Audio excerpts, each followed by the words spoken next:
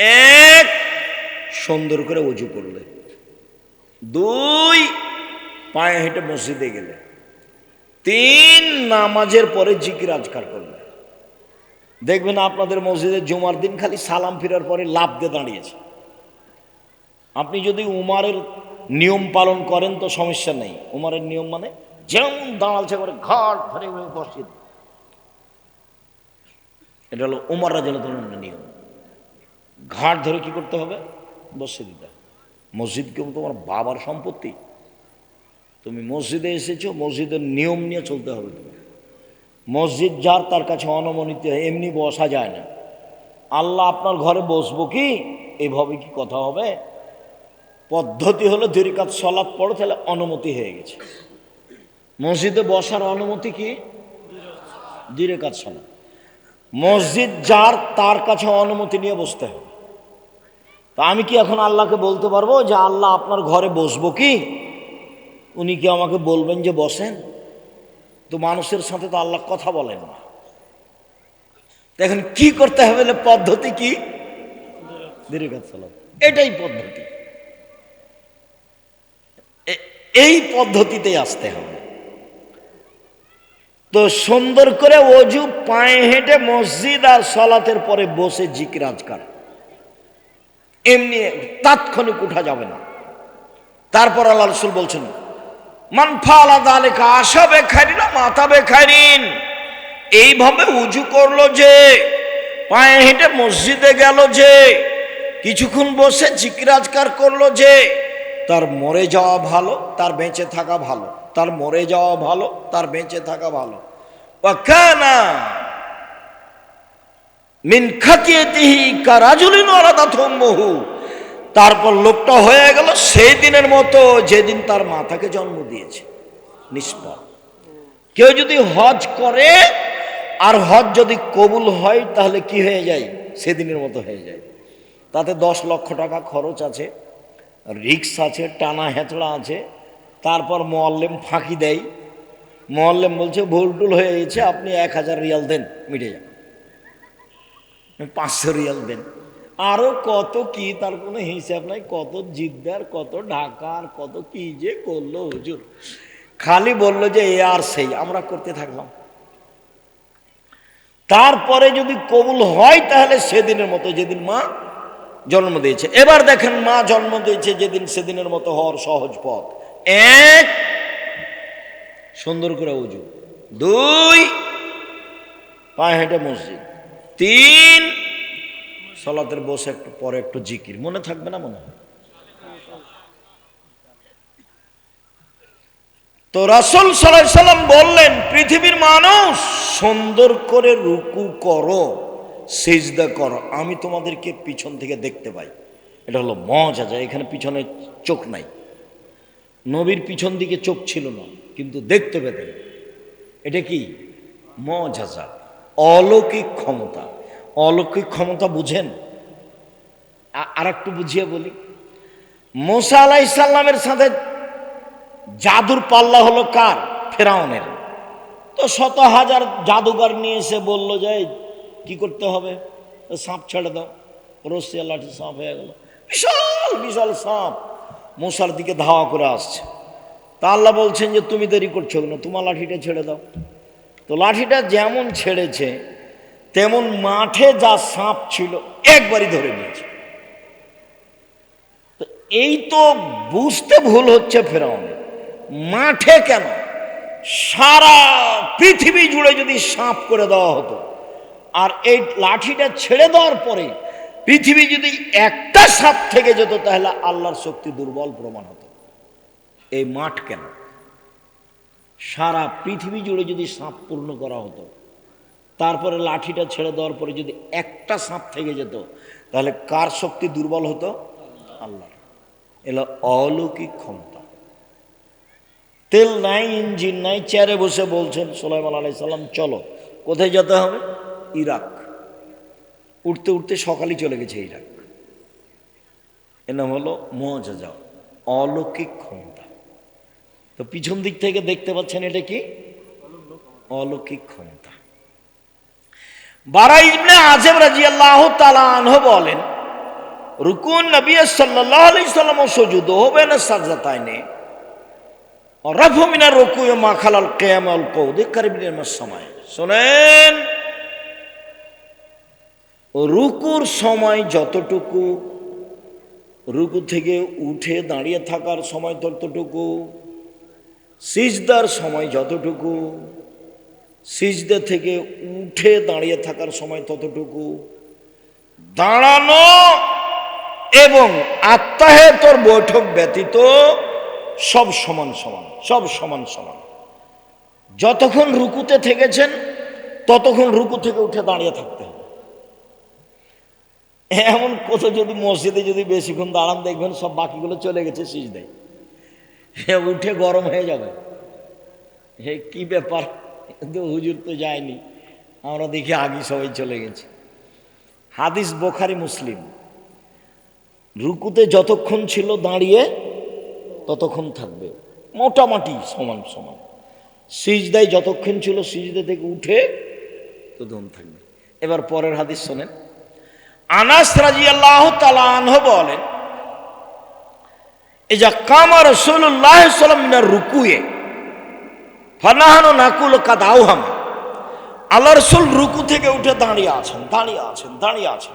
তখন আমরা পিছন থেকে বলা বলি করতাম মনে মনে, নিজে নিজে, রাসূল মনে হয় সিজদা ভুলে গেছেন, সিজদায় যাচ্ছেন না কেন, কাদ আওহামা, উনি মনে হয় সিজদাতে যাবেন এটা ভুলে গেছে। ও ইয়াসজুদু ইয়াকুদু বাইনা সাজদাতাইনি, সিজদা থেকে উঠে বসে আছে, আবার সিজদায় যাবেন তো উঠে বসে আছে। ওয়াকাদ নাকুলু কাদ আওহামা, আমরা পিছন থেকে বলতাম আরেকটা যে সিজদা করতে হবে এইটা মনে হয় আল্লাহ নবী কি করেছেন, ভুলে গেছে। আচ্ছা, উনি সিজদায় যাচ্ছেন না কেন? উনি কি মনে করেছেন যে দুটাই হয়ে গেছে? পিছন থেকে কে বলা বলি করছেন? সাহাবী। হাদিস বুখারী মুসলিম, মানে সন্দেহের কোনো সুযোগ নেই।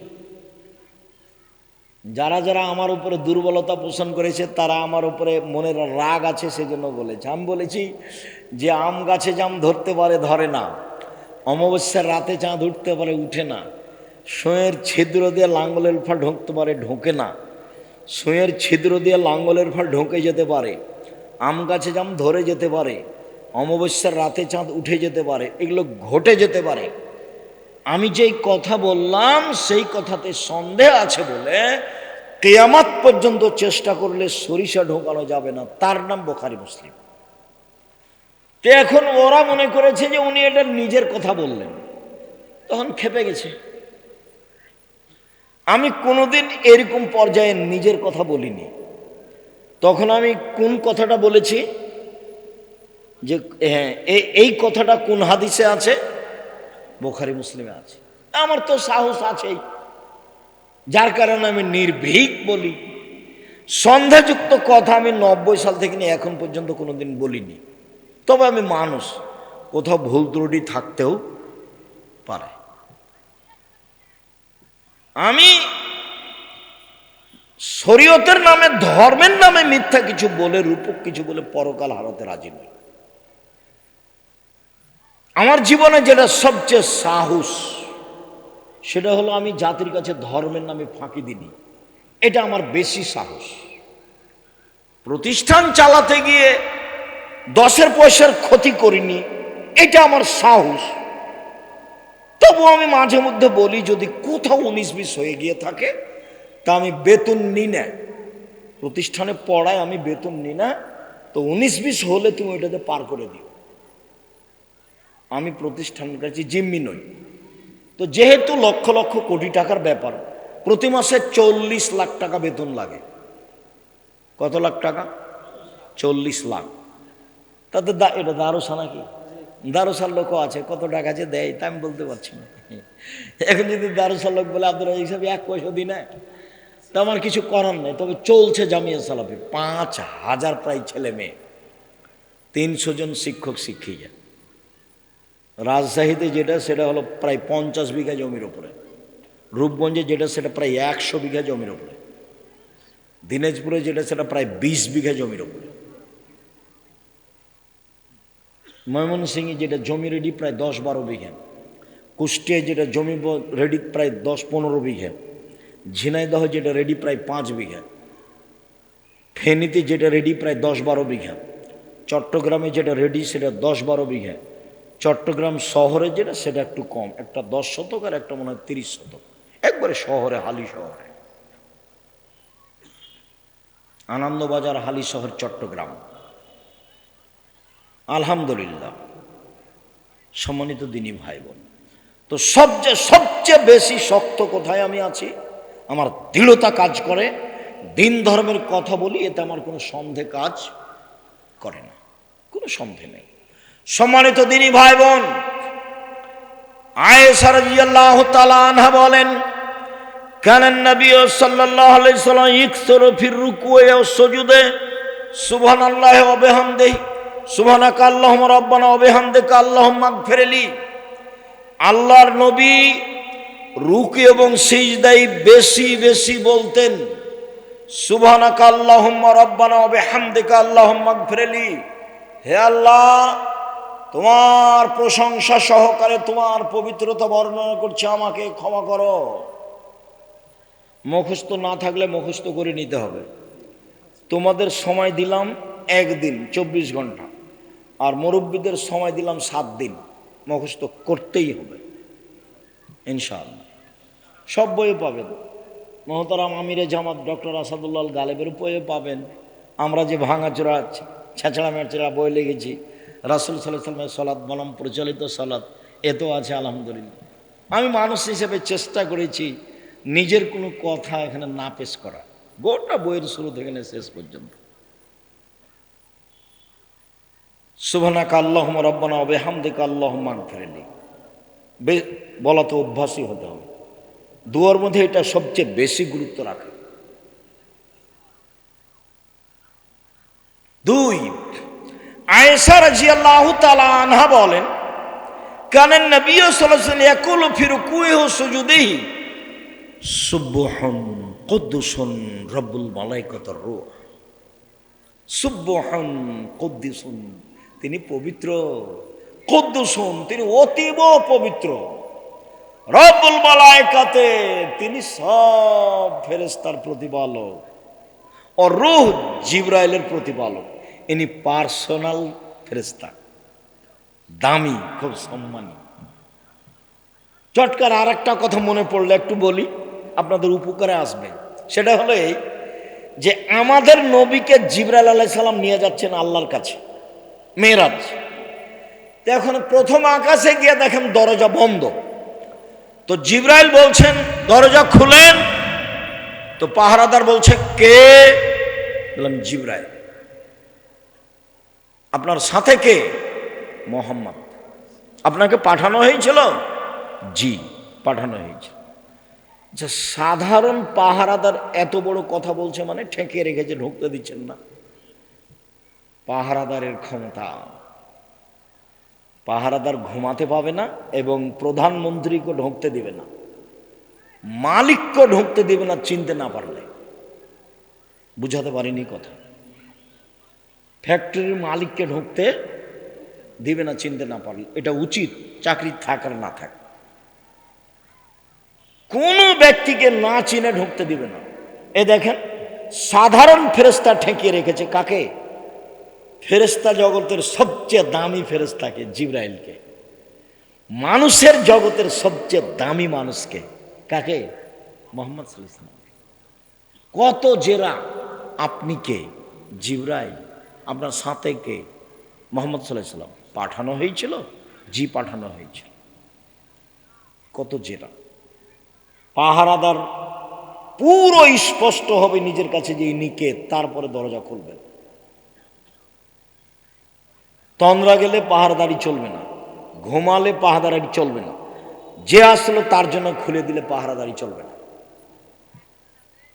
সম্মানিত দিনী ভাই বোন, আবু হুরায়রা রাদিয়াল্লাহু তাআলা আনহু বলেন, রাসূল সাল্লাল্লাহু আলাইহি সাল্লাম বলেছেন, ইজা কালাল ইমামু সামিআল্লাহু লিমান হামিদা, ইমাম যখন বলবে সামিআল্লাহু লিমান হামিদা, আল্লাহ ওই লোকের প্রশংসা শুনলো যে তার প্রশংসা করলো, এইটুকু যখন ইমাম বলবে তখন তোমরা বলো রব্বানা লাকাল হামদ, এ পর্যন্তই। রব্বানা লাকাল হামদ, হে আমাদের প্রতিপালক তোমার প্রশংসা। এখন আল্লাহ রাসূল বলছেন মান ওয়াফাকা কওলুহু কওলাল মালাইকাতি গফিরা লাহু মা তাকাদ্দামা মিন জামবিহি। রব্বানা লাকাল হামদ বলতে ভুল করবেন না। ওই সময়তে ফেরেশতারাও বলেন রব্বানা লাকাল হামদ। ইমাম যখন বলেন সামি আল্লাহু লিমান হামিদা, তখন মুক্তাদি বলবে রব্বানা লাকাল হামদ, এবং কে বলবে? আরো ফেরেশতাও বলেন রব্বানা লাকাল হামদ। তা আপনার এই দোয়া আর ফেরেশতার দোয়া যদি একসাথে মিলে যায়, তাহলে আপনার অতীতের সব পাপ ক্ষমা হয়ে গেছে। বুখারী মুসলিম, মিস করবেন না। রব্বানা লাকাল হামদ। তারপরে আমরা যে বলি হামদান কাসিরান তাইবান মুবারাকান ফি, সেটুকু কি? সেটুকু আরেকটা বলি। রাফি ইবনে খাদিজ বলছেন যে কুল্লা নুসাল্লি ওয়ারান নবী সাল্লাল্লাহু আলাইহি ওয়াসাল্লাম, একদা আমরা রাসূলের পিছনে সালাত আদায় করছিলাম। হঠাৎ একটা লোক, যখন আল্লাহ রাসূল বলেন সামি আল্লাহু লিমান হামিদা, তো একটা লোক বলল রব্বানা লাকাল হামদ হামদান কাসিরান তাইবান মুবারাকান ফি। ফালামা ইনসারাফা, আল্লাহ রাসূল সালাত শেষ করে বলছেন মালিল মুতাকাল্লিম, এই কে পরের শব্দগুলি বলল? কে বলল? একজন বলছেন আনা, আমি বললাম। তখন আল্লাহ রাসূল বলছেন শোনো শোনো শোনো শোনো শোনো, বিজাত সালাসিনা মালায়েকা ইয়াবতাদিরুনা হাইহুম ইয়াকতুবুলা, তোমার এই দুয়ার নেকিগুলি 39 জন ফেরেশতা লেখার জন্য তাড়াহুড়া লাগিয়ে দিয়েছে। 30-এর অধিক 39 পর্যন্ত 39 জন ফেরেশতা তাড়াহুড়া লাগিয়ে দিয়েছে এটা লেখার জন্য নাকি। শুনুন, রব্বানা লাকাল হামদ হামদান কাসিরান তাইবান মুবারাকান ফি বলা যায়, তবে জোরে বলতে হবে না। তো ইনি যে জোরে বলেছেন, এটাই ছিল ব্যতিক্রম ঘটনা। সাহাবী এভাবে কেউ বলেননি, আগেও বলতেন না, পরেও বলেননি। কোনো দিন কোনো সাহাবী জোরে বলতেন না। সলাতের মধ্যে একটাই জায়গা জোরে, সেটা বলেন তো কোন জায়গা? আমিন। আর কোন জায়গা জোরে নেই। তো আমরা দুই সিজদার মাঝের দোয়া জোরে বলি কেন? সামি আল্লাহু লিমান হামিদার দোয়া জোরে বলি কেন? আয়াতের জব জোরে দিই কেন? এক সময়ে ভারত, বাংলাদেশ, পাকিস্তানের নেতারা ছিল খ্রিস্টান, ইংরেজ, ওই ব্রিটিশ। তো ওরা বলেছিল যে মুসলমানদেরকে মুসলিম পার্সোনাল ল হিসাবে সবাইকে দিতে হবে কে কোন মাযহাব মানে। ওরা জানতো যে এরা মাযহাব মানে, 4 মাযহাবের বাকি যারা আছে তাদেরকে ওরা হত্যা করবে, তারা হলো তাদের বিরোধী। তখন আহলে হাদিসেরা কার কাছে আশ্রয় নিয়েছিল? ইমাম শাফি। তখন পরিচয় দিয়েছিল বাগমারার মুসলমানেরা যে আমরা হলাম শাফি গোটা দেশে। তো ইমাম শাফির ফতোয়া হলে এগুলো জোরে বলা। তখন আমাদেরও কাজ কি হয়ে গেছে? এগুলো জোরে বলা। বোঝা যায়নি কথা, এই জন্য আমরা জোরে বলি। তাছাড়া এগুলো জোরে বলার প্রমাণ নেই। সম্মানিত দিনী ভাই বোন, রাসূল সাল্লাল্লাহু আলাইহি সাল্লাম রুকু থেকে উঠে বললেন সামি আল্লাহু লিমান হামিদা মিলা সামাওয়াতি মিলাল আরজ, আকাশ পরিমাণ প্রশংসা, জমিন পরিমাণ প্রশংসা, ও মিলামা শাইতা মিন শাইইন বাদ, এরপরে তুমি যা চাও সে তোমার প্রশংসা। অন্য এক বর্ণনায় এসেছে রাসূল সাল্লাল্লাহু আলাইহি সাল্লাম বললেন মিলা সামাওয়াতি মিলাল আরজ ও মিলামা বাইনাহুমা মিলামা শাইতা মিন শাইইন বাদ, এরপরে বললেন আহলা সানায়ে, সত্যই তুমি প্রশংসার যোগ্য। আহাক্কু মা কালাল আব্দ, বান্দা যেটা বলেছে সেটা ঠিক বলেছে। অকুলুনা লাকা আব্দুন, সবাই আমরা দাস। তারপরে বলতেন আল্লাহুম্মা লা মানিয়া লিমা আতাইতা, তুমি যাকে যা দিবে তাকে কেউ ঠেকাতে পারবে না। ওয়ালা মুতিয়া লিমা মানাতা, তুমি যাকে দিবে না সেটা কেউ দিতে পারে না। তুমি দিলে কেউ ঠেকাতে পারে না, তুমি যদি না দাও কেউ দিতে পারে না। ওয়ালা ইয়ানফাউ জাল জাদ মিনকাল জাদ, কোনো বিত্তশালীর টাকা পয়সা তোমার সামনে কোনো কাজে আসবে না, কোনো বিত্তশালীর টাকা কোনো কাজে আসবে না। তাহলে এবার কি বলতে পারি? সামি আল্লাহু লিমান হামিদা রব্বানা লাকাল হামদ হামদান কাসিরান তাইয়িবান মুবারাকান ফি মিলাস সামাওয়াতি মিলাল আরজ ওয়া মিলা মা বাইনাহুমা মিলা মা শাইতা মিন শাইইন বা'দ আহলাস সানাই ওয়াল মাজদ আহক মাকাল আব্দ ওয়া কুল্লুন লাকা আবদুন আল্লাহুম্মা লা মানি লিমা আতাইতা ওয়া লা মুতি লিমা মানাতা ওয়া লা ইয়ানফাউ যাল জাদ্দ মিনকাল জাদ্দ। তাহলে তো এখন লম্বা সময় দাঁড়িয়ে থাকাই লাগছে। এতক্ষণ যদি ইমাম দাঁড়িয়ে থাকে তাহলে পিছের লোক কি বলবে? এখন মনে হয় ভুলে গেছে, সিজদে মনে হয় আর যাবে না, ভুলে গেছে। সম্মানিত দিনী ভাই বোন, আমি আলোচনা লম্বা না করে আপনাদের সাথে আমার আর একটু জরুরি কথা দু একটা আছে। সম্মানিত দিনী বোন, মহিলাদের ব্যাপারে বললে মহিলারা খুশি না আমরা খুশি? আপনারা আমার দিনী বোন আব্দুর রাজ্জাক সাহেব এসেছেন, কথা বলছেন নাকি? কথা বলিয়েন না, একটু ধৈর্য ধারণ করে থাকেন, কথা বলিয়েন না। আপনাকে আমি আসলে কি বলতে পারি, আমার একটা পরামর্শ নেন আগে, একটা পরামর্শ। সেটা হলে স্বামীর সংসারে দুটা কাজ করিয়েন না। এক, অভিমান করবেন না। দুই, প্রতিবাদ করবেন না। সংসার করা যাক আর না যাক, যদি আপনি বুঝেন যে সংসার করা যাবে না, তো আপনি খোলা তালাক করে সংসার ছেড়ে দিতে পারেন, কোনো সমস্যা নেই। কাজীর কাছে গিয়ে খোলা তালাক করতে পারেন, চেয়ারম্যান মেম্বারের কাছে গিয়ে খোলা তালাক করতে পারেন। তবে যেহেতু সংসারে এসেছেন, দুইটা জিনিস ছেড়ে সংসার করেন, শয়তান সুযোগ পাবে না। এক, অভিমান। অভিমান কি? ওই তো ওরা গেছিল এতে স্বপ্নপুরী, তুমি তো একদিন আমাকে স্বপ্নপুরী দেখতে নিয়ে গেলে না। সবাই খালি স্বপ্নপুরীর কথা বলে। তারপর প্রতিবেশী ধনী মানুষ বউকে নিয়ে কক্সবাজার গেছে, তুমি তখন ব্যবসা বাণিজ্য করো, টাকা পয়সা হয়েছে, তুমি একদিন আমাকে কক্সবাজারে ফিরিয়ে নিয়ে আসো, এর নাম অভিমান। এই ঈদে একটা তুমি আমাকে দামি শাড়ি দিবা, এর নাম অভিমান। একটা থেকে যদি দুইটা অভিমান করেন, আর যদি স্বামী পূর্ণ না করতে পারে কোনো কারণে, তা আপনাকে শয়তান খালি সারাদিন বলবে, হলো দেখলি তোর স্বামী তোর কোনো কথা মানে না, দেখলি কোনোদিন মানেনি, একদিনও মানে না, কি করবি এখন? কর যেটা পারিস, সকালে উঠে বল তো সংসারই করবো না, তুই আমাকে তালাক দিয়ে দে। এটা শিখালছে কে? শয়তান। আল্লাহ বলছেন যে এত তার পাওয়ার, এত তার ক্ষমতা, আর সে একদিন দুই দিন নয়, 1 মিনিট। শয়তানের ইতিহাসে গেলাম, 1 মিনিট, হাদিস, সহিহ হাদিস। আল্লাহ বলেন, এ শয়তান সরে যা, তোকে বললাম যে আদমকে সিজদা কর, তুই করলি না। তো বলছে আমি কেন করব? আমি আগুনের তৈরি, ও হলো মাটির তৈরি, আমি তাকে সিজদা করতে পারি না। তাহলে তুই সর এখান থেকে, তুই চলে যা। তো ইবলিস বলছে ঠিক আছে, আমি চলে যেতে রাজি, আমার একটা কথা শুনতে হবে। কি কথা? আমাকে কিয়ামত পর্যন্ত বেঁচে থাকার সুযোগ দিতে হবে, এটা হলো দাবি। তা আল্লাহ বললেন না যে তোকে দিব না, এই কথা বললেন না। আল্লাহ বললেন আচ্ছা ঠিক আছে, এলা ওয়াক্তি মালুম, একটা সময় পর্যন্ত দিলাম। দেওয়ার সময়তে আল্লাহ কিয়ামত পর্যন্ত বললেন না, বললেন যে এলা ওয়াক্তি মালুম, একটা সময় পর্যন্ত দিলাম। যেমন সুযোগ পেয়েছে তেমন বলছে। দেখেন বলার ঢং কেমন, রব্বি, হে আমার প্রতিপালক। কে বলছে বলেন তো? শয়তান।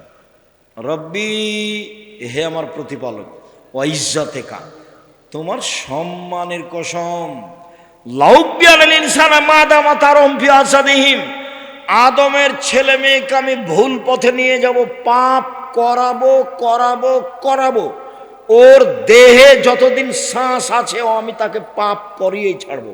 আমি একাই জাহান্নামে যাব, ওকে আমি জাহান্নামে নিয়ে যাব, ও কেমনে জান্নাতে যায় তা দেখে ছেড়ে দেব। পৃথিবীতে সবচেয়ে রিক্সে আছে কে বলেন তো? ইবলিস। সাথে সবচেয়ে রিক্সে, 24 ঘন্টা আছে রিক্সের উপরে আছে। যে কোনো মূল্যে আপনাকে আর আমাকে কোথায় নিয়ে যাবে? জাহান্নামে নিয়ে যাবে। আপনি তো কিছুক্ষণ ঘুমাই, আরাম করি, বুঝতে পারি না, ইবাদত করি, ভুলে থাকি, কিন্তু শয়তানের এরকম সুযোগ নাই। শয়তান সবসময় সবসময় রেডি। ওর উপর দিয়ে পৃথিবীতে রিক্সের উপরে বিপদে কেউ নেই। ও বলছে ওর দেহে, আদমের দেহে যতক্ষণ শ্বাস আছে আমি তাকে পাপী করবই। এই ছেলে, তোমাকে বলেছি বহুদিন, আবার বলি, তোমার বড় মোবাইলটাতে ল্যাংটা মেয়ে আছে, তুমি রাত 2টার দিকে এভাবে রেখেছ, 2 মিনিট পরে আবার হাত দিয়েছ। তোমার বান্ধবীর সাথে তুমি কথা বললে, 1 ঘন্টা বলেছ, দিয়ে মোবাইলটা বন্ধ করে রেখেছো, 30 সেকেন্ড পরে আবার কথা বলছো। এগুলো কে করাচ্ছে বলো তো দেখি? শয়তান। কোরআন মাজিদে হাজারো জায়গাতে এসেছে, সব খারাপ কাজকেও ভালো করে দেখায়। খারাপ কাজকে কি করে দেখায়? ভালো করে দেখায়। দেখবেন খালি আপনি সাজাবেন, মেয়েটার সাথে এভাবে কথা বলবো, এখানে কথা বলবো, ওই জায়গায় কথা বলবো, এই কথাগুলি কথা বলবো, বলে নেওয়ার পরে আবার দেখবেন যে ও এগুলো কথা ছুটে গেছে, এরপরে যখন রিং দেবো তখন এগুলো বলবো, এগুলো বলবো। এগুলো কে সাজাচ্ছে বলেন তো দেখি? শয়তান সাজাচ্ছে, ভিতরে কাজ করছে সবসময়। তখন আল্লাহ বললেন না যে তুই পারবি না, এ কথা বললেন না। তখন আল্লাহ বলছেন, এই শয়তান শোন, ইজ্জতি ও জালালি ও ইরতেফায়ে মাকানি, আমার ইজ্জতের কসম, আমার সম্মানের কসম, আমার মর্যাদার কসম, আমার উচ্চতার কসম, আদমের ছেলে মেয়ে যতবার ক্ষমা চাইবে ততবার আমি ক্ষমা করে দেব। আদম সন্তান, মা দাওয়াতানি রাজাওতানি, আদমের ছেলে মেয়ে শোনো, তুমি আমাকে যেভাবে ডাকো আমি সেভাবে থাকি, তুমি আমার কাছে যেভাবে আশা পোষণ করো সেভাবে পূর্ণ করে থাকি, তুমি আমাকে যেভাবে ডাকো আমি সেভাবে থাকি, তুমি যেভাবে আশা পোষণ করো সেভাবে পূর্ণ করে থাকি। আমি পরোয়া করি না তুমি কত বড় পাপী, আমি পরোয়া করি না তুমি কত বড় পাপী, তুমি ক্ষমা চাইলে আমি ক্ষমা করে দিই, তুমি যেভাবে ডাকো আমি সেভাবে থাকি, তুমি যেভাবে আশা পোষণ করো সেভাবে আমি পূর্ণ করে থাকি। কে বলছেন? আল্লাহ। ইবলিস বলল এটা, আর আল্লাহ বললেন এটা। তাহলে আস্তাগফিরুল্লাহ ওয়া আতুবু ইলাইহি বলাই লাগছে। আস্তাগফিরুল্লাহ ওয়া আতুবু ইলাইহি, শ্বাস যেমন নিদ গতিতে চলছে, শ্বাস ভেবে চিন্তা ফেলবো, এটা কি মনে হয়?